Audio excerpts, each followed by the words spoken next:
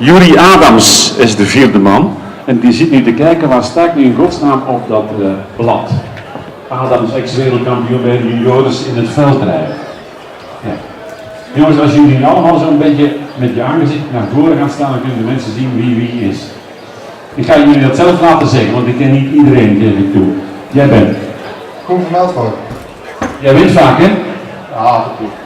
Zie je dat vandaag ook al zitten? Nou, we gaan er al voor. Je bent wel groot, hè, man? Ja, maar kan ik ook niks aan doen, hè? Als je naar de Tour staat in Rotterdam volgende week, Ja, misschien. dan zien we elkaar daar.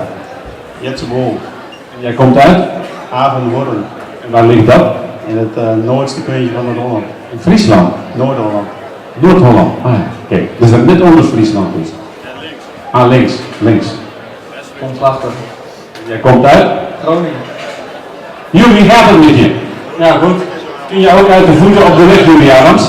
Het gaat wel goed de laatste weken, dus het is goed weer, dus ik zie het wel zitten.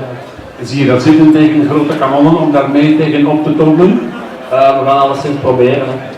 Als je naast grote namen staat zoals Stijn de Vonder en zo, dan weet ik dat jonge kerels wel een beetje nerveus worden van wat sta ik hier te doen?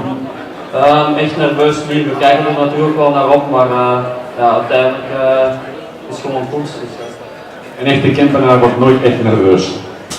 Maurits Stijn. Uit Daarna. Den Haag, de residentiestad. Hebben jullie al een regering? Ja, ze zeggen van wel, maar ze zijn er zelf alleen nog niet over uit, volgens mij. Jullie komen op gelijke hoogte met ons. We hebben hier ook nog geen echte.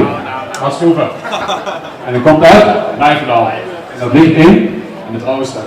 het oosten. En Tukken? Ja. Echte Tukken? Ja. Oké.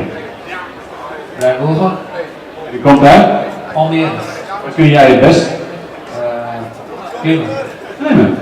Kan misschien van pas komen vandaag, alhoewel. Ranke Boers uit Maartensdijk voor Utrecht. En wat is jouw specialiteit? Ja, heuvels. Heuvels. Er zijn een stuk of 6 tegen op het parcours. Laat je maar eens gaan, jongen. Geef maar een jeetje. Bedankt, jongens. Er zijn nog ploegen.